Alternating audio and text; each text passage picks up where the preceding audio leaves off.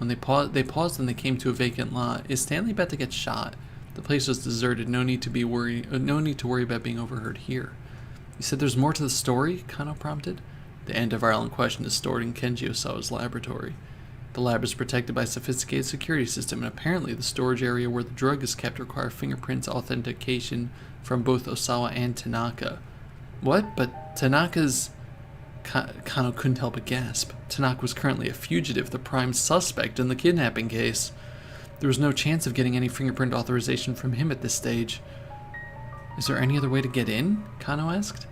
The door can also be unlocked via password in place of the fingerprint scanner, but we'd still need to know what Tanaka chose for his password. No. In any event, Stanley said, it's essential that we track down and secure Maria. But, he went on, his voice grave, even if we get Maria to safety, the mastermind is now in possession of the UA virus. Oh no. If they want to, they can unleash a bioterrorist attack on Shibuya at any time. To put it bluntly, the lives of every man, woman, and child in the city are in their hands. Kano felt a pulse of fear deep enough to give him vertigo. He slowly tilted his head. We're getting more and more grammatical errors as this game goes along. He slowly tilted back his head and gazed at the sky, vast and blue as always. There had to be tens of thousands of people in Shibuya right now. Rumi and Shizuo were among them, and they might all be dead within a day. It felt so unreal. Kano's mind almost couldn't process it. With an effort of will, he shook himself out of his daze. Now was no time to waver. We have to try, he said. In the next 4 hours, we need to find Maria Osawa and figure out a way to stop this mastermind and the UA virus. The words were as much for himself as they were for his companion. Let's do this, Stanley. We might not always see eye to eye, but together I feel like you and I can find a way. Stanley averted his gaze. My job here is simply to apprehend the mastermind. Kano felt a resurgence of his earlier anger at Stanley. Once again, he was putting his duties above human life. I'm sorry. Stanley's voice was a quiet mutter. You should get away from Shibuya as soon as possible, Kano. Kano hadn't imagined the American would ever be worried for him. I appreciate the warning, he said, but I'm seeing this through to the end. This isn't the sort of thing you can solve with just the effort of willpower. Is Stanley speaking English or Japanese? So it was established that Stanley can speak fluent Japanese.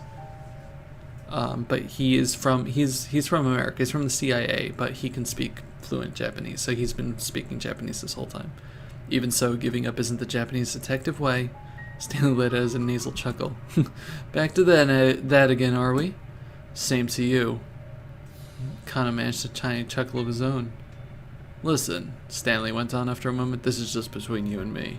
The mastermind behind the kidnapping case is an arms dealer who goes by the name Alphard. Alpharad pops up again. Beyond simply selling weapons, illegal arms dealers are also frequently involved in smuggling weapons unlawfully obtained through deals with government or military contacts. In recent years, such enterprises have become increasingly globalized. Some dealers form smuggling networks that also deal in money laundering, drug trafficking, and more. Alphard? The attempted bioterrorist attack in Sumigaseki, the hotel bombing in Chicago, Alphard had a hand in all of them. What do you know about this criminal? What do you know about this criminal? Kano asked. Stanley's expression grew even darker.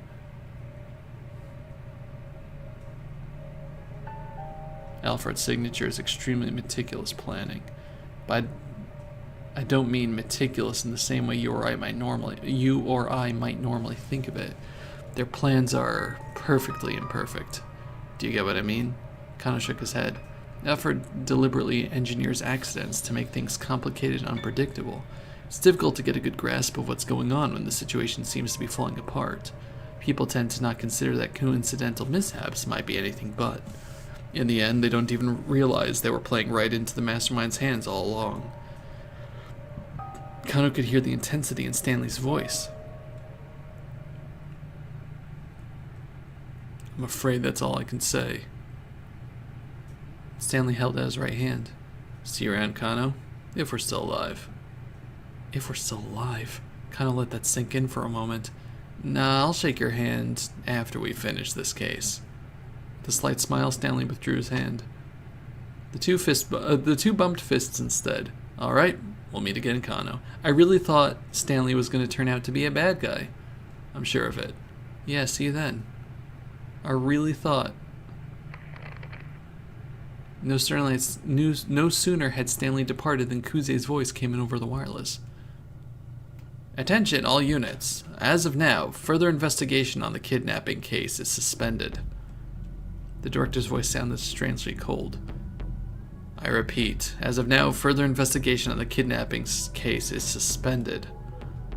Wait, hold on, sir, Kano shouted. What is it? What is it, Kano? Could you let us know why? We've received information that Maria Sawa has been infected with an unknown virus and has been released somewhere in Shibuya. That matched up with what Stanley had said earlier. An anti-bioterrorism security force will probably be deployed in Shibuya. Bioterrorism. Terrorism involving biological agents such as bacteria or viruses. Biological weapons are easier to acquire and transport than nuclear weapons, and because they rely on an organism's natural ability to proliferate or infect, they can yield powerful results for low effort. For these reasons, recent years have seen widespread apprehension about the possibility that such weapons might be used by terrorists. In the event that a bioterrorist attack occurred in Japan, temporary quarantine and decontamination facilities would be set up in the area affected. This is no longer a simple kidnapping case. Our part in this is finished. No, it's not! We haven't managed to resolve anything! Kano, I assure you everyone else feels the same as you do. Kuze's voice had a cautionary tone. They're still performing the autopsy on the body found in the blue minivan that exploded. I'll let you know once we have a positive ID. Kuze out. Director! Man, what if it's the detective guy that we've been looking for that presumably has gone rogue. But the line had already gone dead. To Tenno. Left at a loss, Kano gazed out at the cityscape. The sight of the bombed vehicle had calmed down briefly, but now that the news networks had begun reporting, the herd of onlookers was growing. There was also a sizable crowd gathered outside of a large home electronics store. The large LCD televisions on display were showing a press conference being held by the governor of Tokyo. Yeah, let's see what they have to say. Kano might learn something new about the case. He decided to watch the broadcast. Being close with the administration, we are keeping a careful eye on the situation as it develops. The governor's expression was solemn as he spoke. The moment he finished his statement, the reporters bombarded him with questions. This seems similar to the bioterrorist attack on Kasumi Kaseki 2 years ago. I just checked when Virtue's last report was released. Chunsoft is predicting a pandemic since 2012. Yeah, they know too much. Is there any possible connection? What countermeasures do we have in the event that Shibuya is the target of bioterrorism? The government was visibly disconcerted. If this does turn out to be a bioterrorist attack, we will establish emergency shelters with a large-scale quarantine station at Yoyogi Park. However, there are still many details that remain unknown. The politician was clearly struggling to maintain his composure. Can you comment on the rumors we're hearing that Shibuya might be blockaded off? Don't be ridiculous, the governor barked. What outlet are you with? Are you trying to start a panic when you don't even know all the details? Besides, it wouldn't even be possible to blockade the whole Shibuya. Press conference continued. The governor and the reporters locked in a belligerent back and forth. Kano left the electronics store and head for the cafe where Rumi and Shizuo were waiting. He had to tell them both to get far away from Shibuya.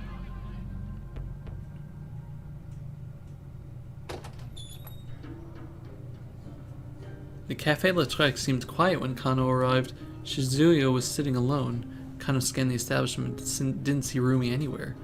One of the staff greeted him. Welcome, just one, sir? No, I'm meeting someone, actually. Of course, sir.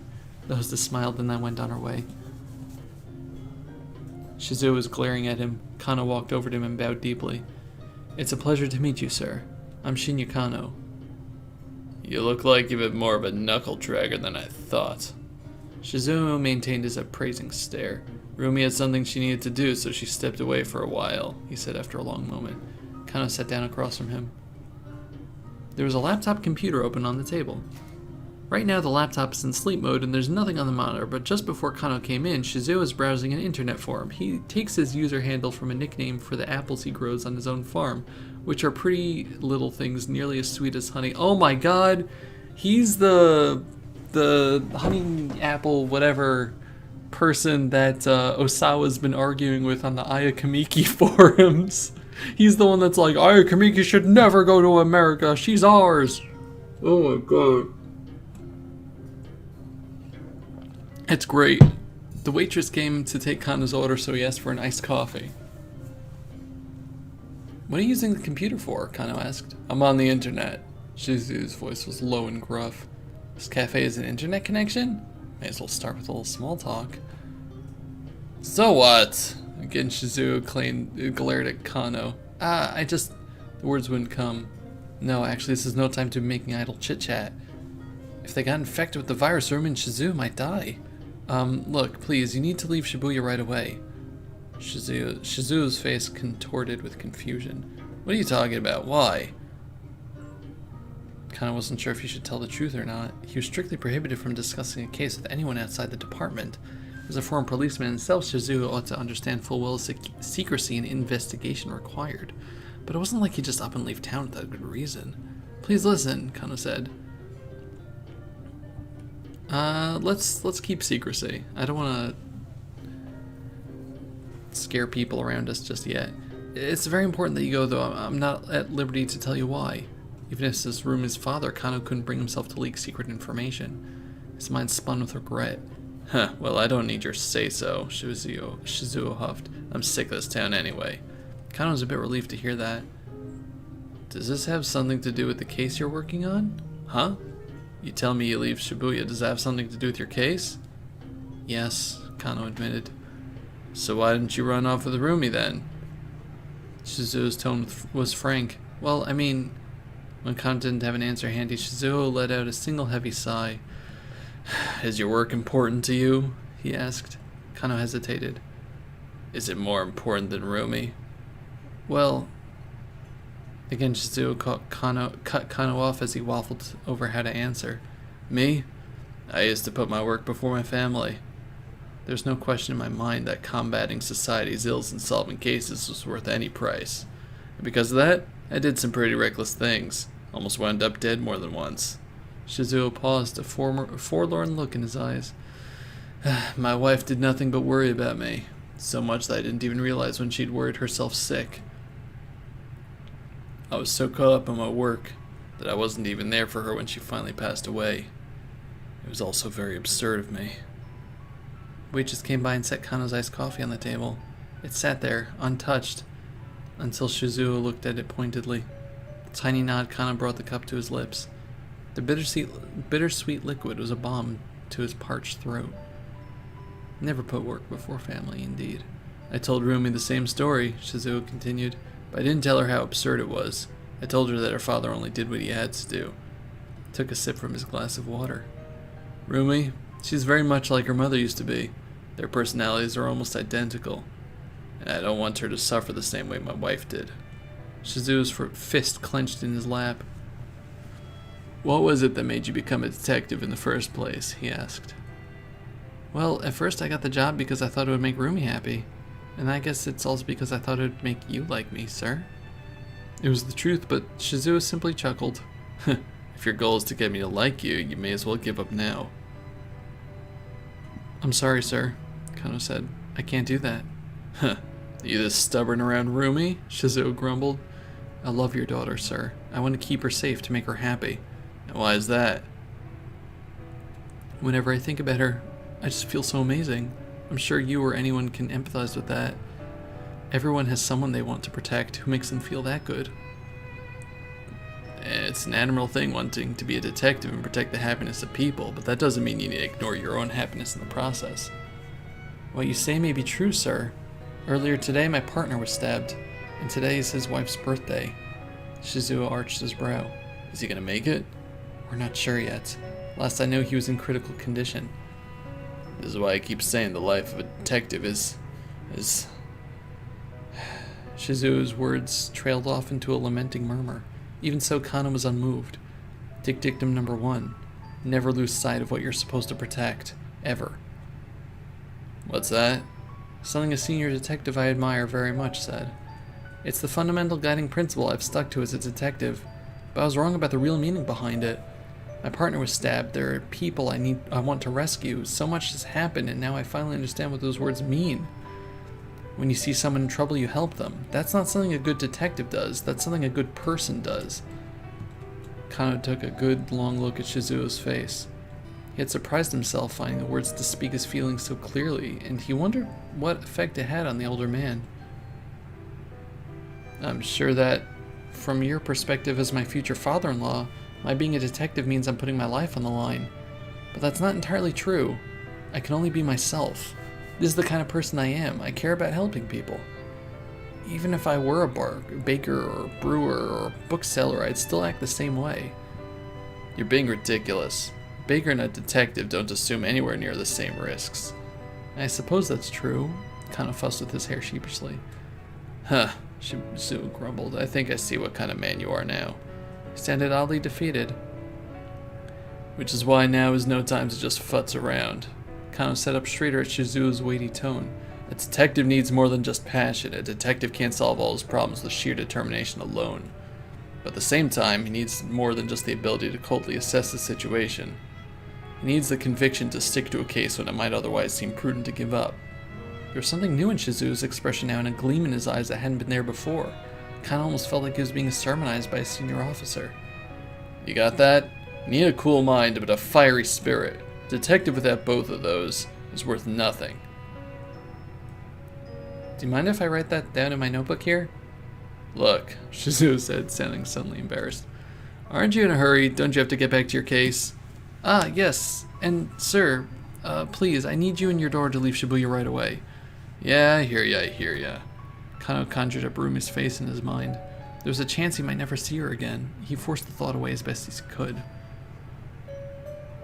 By the way, if I may ask, Shizuo said, what was it about Rumi that made you fall in love with her? What? Where's all this coming from all of a sudden? Was it her looks? No, it was just that Kano found himself tongue-tied again. I mean, she is pretty cute, even if it is my own daughter I'm talking about. Shizuo was shocked by grinning from ear to ear. Well, yes, she sure is, Kano replied, but it's more than just that. She's also very sweet and kind-hearted. She is, isn't she?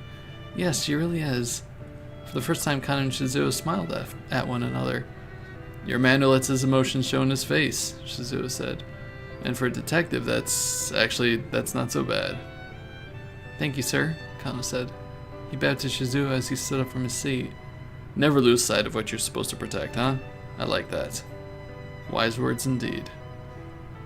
Never lose sight of what you're supposed to protect, huh? I like that. Wise words indeed. Kano turned to look back and then bowed deeply to Shizuo one last time. Oh, I'm so glad that, they had this, they finally met and it went well. This guy has spent the entire game angry. The ability to coldly assess the situation. Kano knew what he needed to do. There was one thing that was nagging him, no matter how hard he thought about it, still didn't add up. Why would Tateno let Al-Karwan go free? He needed to get back to the precinct to get the truth from Al-Karwan firsthand. As he walked along, he considered what he did know about the facts of the case. Just what sort of plan had Alfred put into motion here? It seemed that Tanaka and Osawa held the keys to understanding it.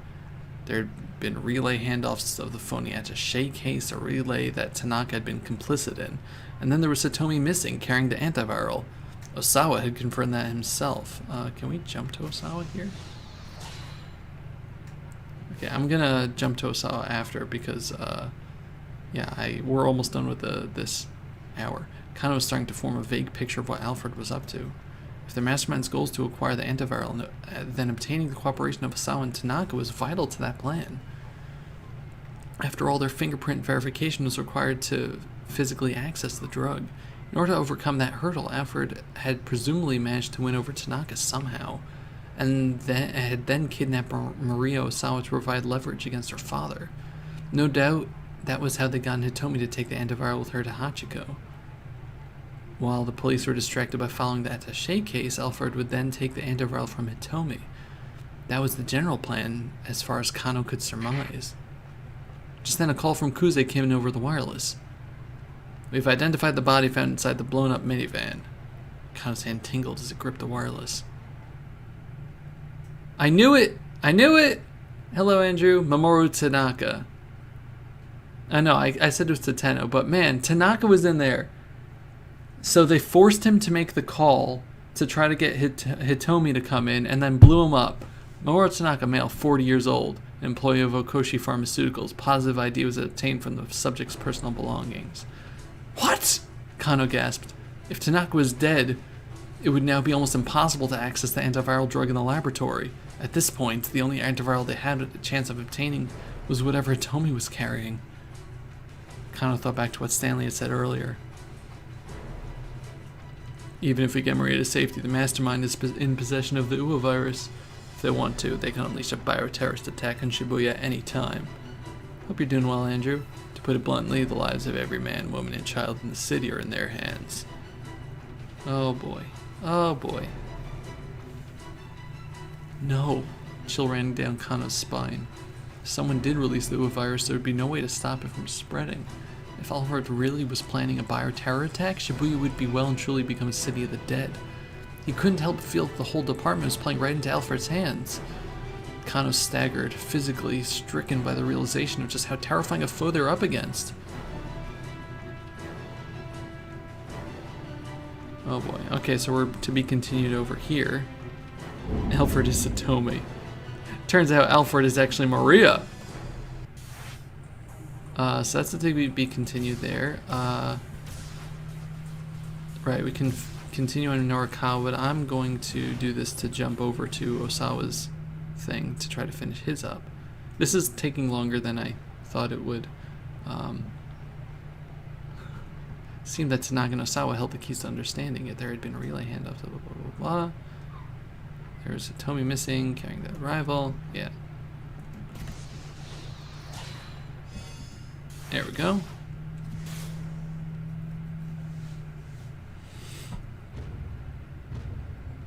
So this is them about to say, before the news was shared, the Osawa's members of the investigation team quietly briefed Detective Kajiwara. So this is them just finding out that it was Tanaka in the car. Osawa and I sat on the sofa on the far side of the room watching. They could see Kajiwara go pale. He wiped the sweat on his forehead with a handkerchief several times. Bad news, Osawa thought. Mr. Osawa, ma'am. Kajiwara shuffled his way over to them at last. We've just gotten word from headquarters.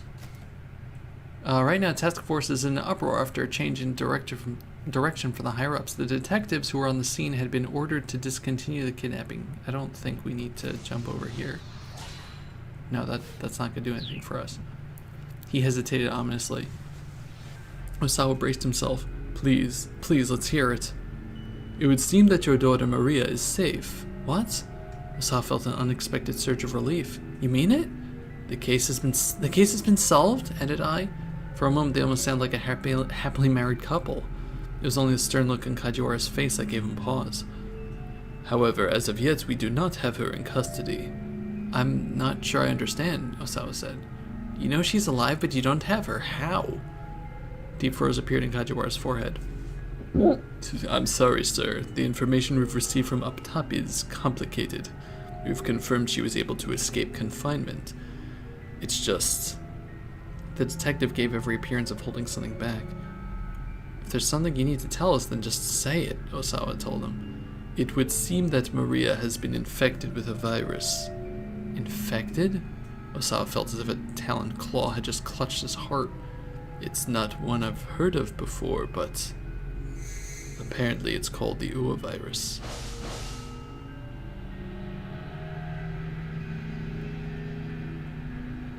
Osawa's vision went dark.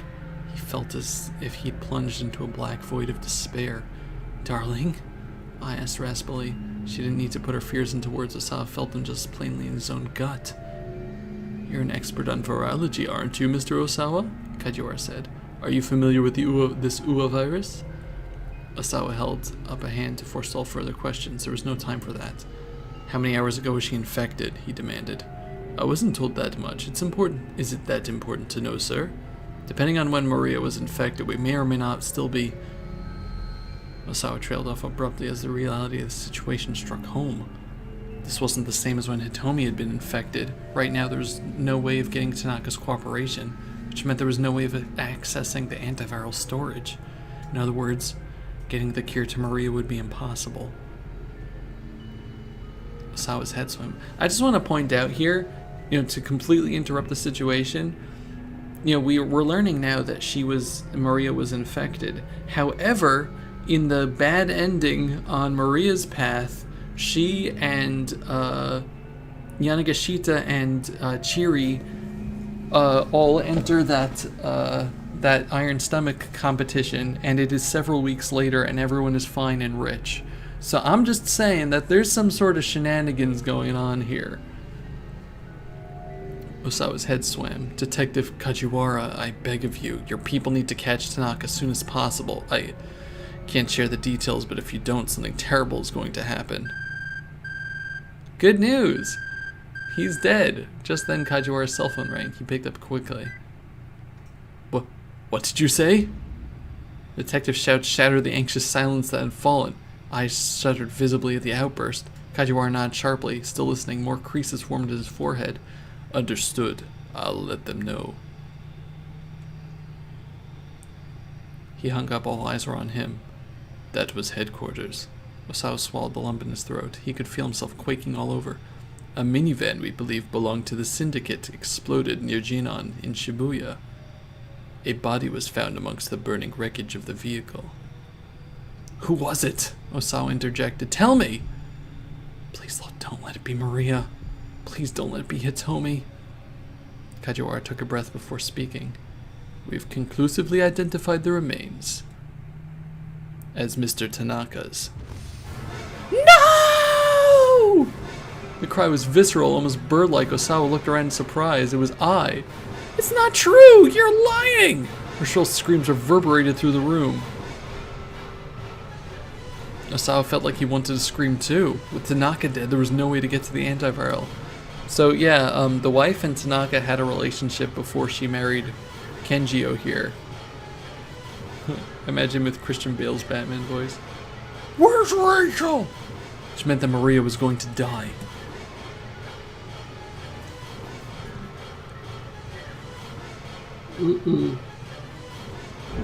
This ain't going well. This ain't going well. Okay, so who do we still have? We have Maria. We're done over here. We're done over here. And we have Minorikawa. Alright, Maria. It's time for you. Who am I? The assassin had gone quiet, sitting on a pile of crates. He seemed lost in thought. Still, I don't dare try to get away. All I can do is stand and wait till my mull over my own situation. Just who am I? I ask myself again and again. I am. Tama!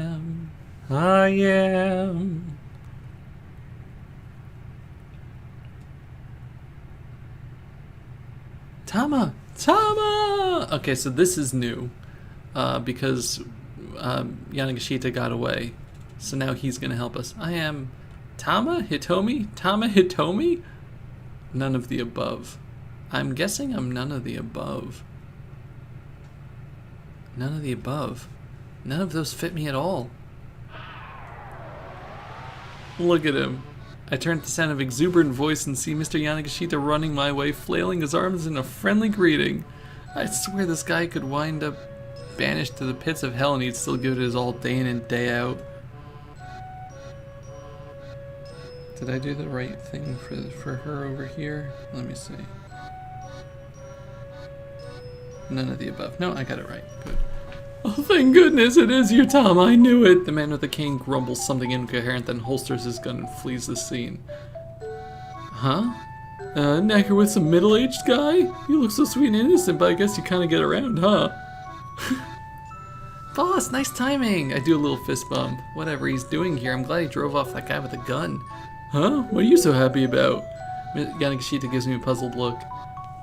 He's promptly distracted by his own excitement. Well, anyway, never mind that, Tama. He shifts down to a conspiratorial whisper. You know, I'm such an idiot. I can't believe I was in such a tizzy over some silly scratch card from a magazine. I can tell he has some news he's itching to tell me.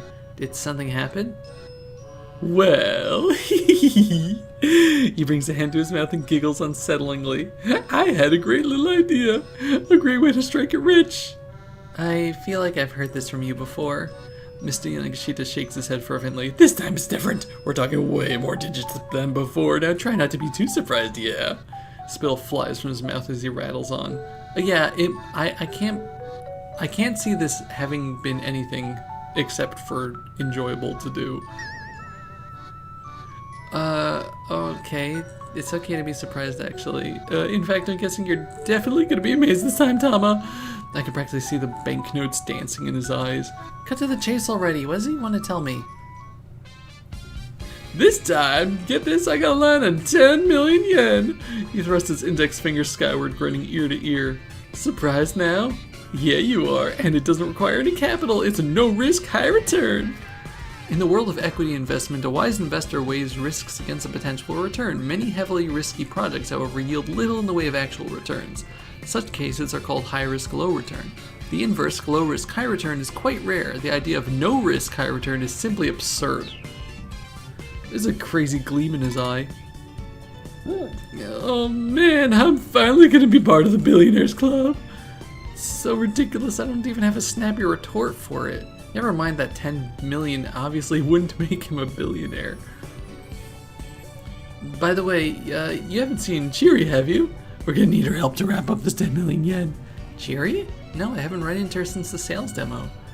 Aw, darn. Well, if you do happen to see her, tell her to get in touch with me. I think I just had epiphany and I need confirmation. Sure, alright. I still don't know what he's going on about, but there's probably no harm being helpful. Is Plumbers Don't Wear Ties technically a visual novel?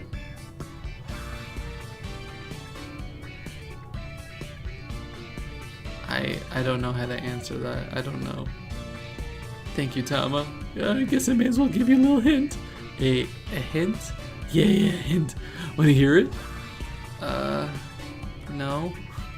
Not particularly. Oh, okay. Well, anyway, thanks for helping me out with that cheery thing. Adios? Well then, like a whirlwind, Mr. Yanagishita zooms away, leaving me alone in the alley. Suddenly I feel totally exhausted. I let out a sigh and drop my eyes, and that's when I notice a notebook at the ground at my feet. Did the assassin drop this? I pick it up and look inside. Yeah, it's that picture again. There's a photograph tucked inside the back cover. Is that Tanaka?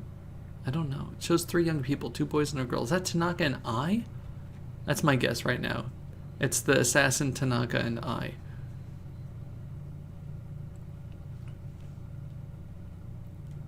Well, what do I do now? Do I go to the police? How would I even explain the situation? I can see it now. Yeah, we saw this part already. Who is that? I missed a reveal. Oh no.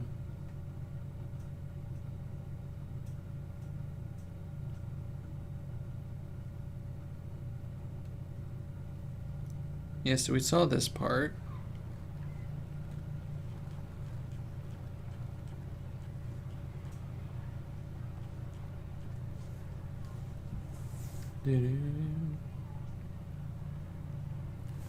Yeah, and we saw this part too. And there's Ayakamiki buying the stuff from Hana. Actually, do I have to rewatch this or can I just... Okay, so this is back to the be continued. Okay. So we did everything we needed to over here. No, that's what I wanted to stay over here. To be continued, to be continued. So all we have left is Minorikawa. So let's finish this. Let's finish this up. Hopefully we can get this done before I need to go. So I have stuff I need to do today. I'm over an hour past when I thought I was gonna finish. Detective's questioning, huh? How about you answer a few questions for me? Was this an accident or attack? We still don't know many details. Let me rephrase that for you. This is a major inning. Yeah, we saw this already. Detective looked pretty flummoxed. Yeah, we saw this on the other side.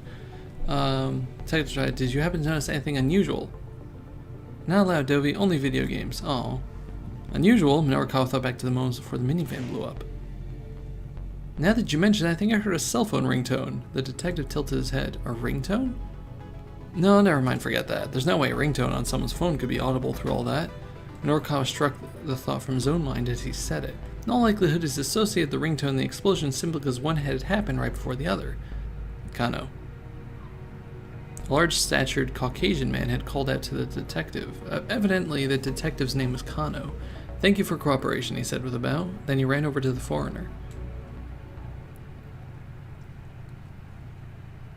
"Mr. Norikawa!" Norikawa turned at a female voice behind him. "Is that Miku?" "Yeah." He found Miku standing there. She looked like she'd been crying. "Miku, about earlier, He trailed off, searching for an apology. "It's okay, it doesn't matter right now." Miku looked around the scene. Norikawa followed her gaze. Something big went down here," he said. "I know," she exclaimed. "The explosion. I saw it happen with my own eyes." "You what?" Miku looked around nervously. "Are you all right?" he asked her. "You're not hurt, are you?" "I'm okay. My ears are still ringing a bit, is all." "Good. Oh, so what did you see at the time of the explosion?" Miku assumed a thoughtful expression. "There was this girl who was running toward the minivan, and then I think I saw this other Middle Eastern girl suddenly make a dive for her, and the van just exploded." "Wait, hold on," Norikawa said. "So if I'm getting this right, it sounds like this Middle Eastern girl saved the girl who was running up to the van?" Miku nodded. Just then, Norikawa's phone chimed. He'd received an email. It was from Chiaki. "Mr. Mino, are you still working on your copy?" He checked his watch. At this point, the 4 o'clock deadline was barely 20 minutes away. Nonetheless, he decided to stay at the bomb scene. He could definitely smell a scoop here. He was sure of it. Even if he couldn't get his 6 pages done by 4, landing a major scoop should be enough to persuade the loan company. Norikawa jotted his phone number down and handed it to Miku. "I'll make things up to you," he said. "Give me a call later." Miku took a scrap of paper, puzzled. "If you're looking for an Aiki Jujutsu dojo, I know a few." At that, her face lit up. Yeah, Chiaki's his assistant. Not the same as Chiaki Nanami, unfortunately. Norikawa decided to process the scene for clues. As he wandered around, he caught sight of Detective Kano and his Caucasian colleague heading down an alley. "Oh, are we the one that made the noise? What's that I smell? Something pretty damn fishy. If they were slipping away for a private conversation, maybe there's some way he could listen in." Norikawa hurried into one of the buildings that bordered the alley. He looked around and found a public bathroom upstairs on the alley side of the building. Hoping beyond hope, he slipped up to the bathroom window. "Yep, we're the one that made the noise." "Voices outside." He held his breath and listened. Didn't Kodaka make this? I don't think he made it. I think he's just friends with the guy who made it. "Those international criminals you mentioned?" Kano's words were faint, but he could make them out. Norikawa did a little fist bump. "Correct. Roughly 8 hours ago, they infected Maria Osawa with the UA virus. Then they let her loose somewhere in Shibuya." "Hold on. By UA, you mean..." The discussion involved some terms Norikawa wasn't familiar with. He focused all of his mental energy on what the two were saying. "This is a killer virus with 100% mortality rate once it takes hold." 100%? Norikawa muttered to himself. A shock caused him to unclench a fist he didn't realize he made. This wasn't just an interesting conversation. It was monumental. It has an incubation period of 12 hours. In another 4 hours, Maria Osawa will go symptomatic. After that, she'll begin spreading the virus through the city. It's capable of airborne transmission. If we don't administer Kenji Osawa's antiviral before she develops symptoms, yeah? Everyone in Shibuya is going to die. Norikawa felt goosebumps rise all over his body. They were talking about a virus in Kenji Osawa. They could only mean that Kenji Osawa. He recalled what Osawa had said earlier about the power balance of the world being at stake. There's no doubt about it. This was a tremendous scoop. Well, then we need to find Maria Osawa and get the antiviral to her as soon as possible. Just calm down. There's more to the story that... Oh, it's starting to leak out. The door swung open loudly and someone came barging into the bathroom. "Oh, of course it's you!" "Ah!" It was Yanagishita. "Why him again? Why of all places? Why here of all places? Oh, I'm leaking here!" Yanagishita's on the verge of hysterics. His voice must have been audible outside. Kano and his companion went to take their discussion elsewhere, and they'd just been getting to the good part. "You son of a bitch!" Enraged, Norikawa grabbed Yanagishita and tossed him to the floor. "I'm leaking! Shut your mouth!" He put all his strength in an ankle hold and gave it a good twist. A professional wrestling technique that involves grabbing the opponent by the ankle. Being caught like this can be extremely painful. It also puts a lot of pressure on the lower body. If you're already fighting the urge to urinate, well... Oh dear. "Ah!" Yanagishita wailed. "Ah!" Norikawa left the idiot blubbering in the handkill. "I'm about to bust." Minoru left the idiot blubbering in the bathroom and hurried out of the building. He hadn't heard the whole discussion, but he had a scoop in his hands anyway. This would be a tremendous score for Heaven Publishing, enough to let the company rebuild. He was certain of it. If I'm the one saying it, it's gotta be true. As he ran along, Minoru tried to plan his next steps. First, he had to get back to the editing office. He explained the situation to the people from the loan company. Then he'd go find that paperwork for Osawa and have Chiaki check his copy. After that...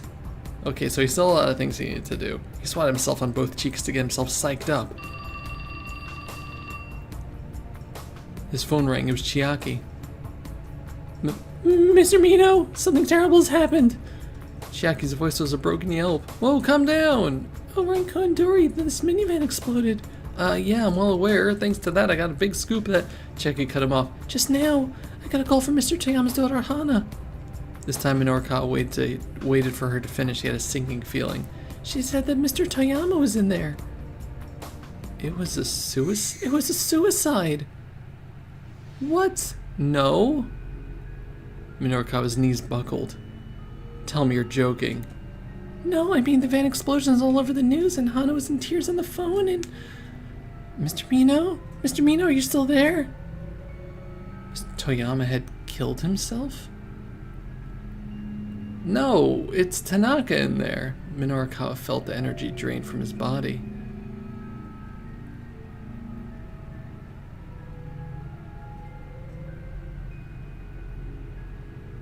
Don't you to be continued me? Well, let's see what happens in the next hour. I think that's all the to be continues we need. Yep. Coming up in 1600, 4 o'clock. This isn't the old SOS anymore. I'm gonna stop you. Oh, how touching. What do you mean you'll kill me? In order to minimize the spread of the virus. Oh boy.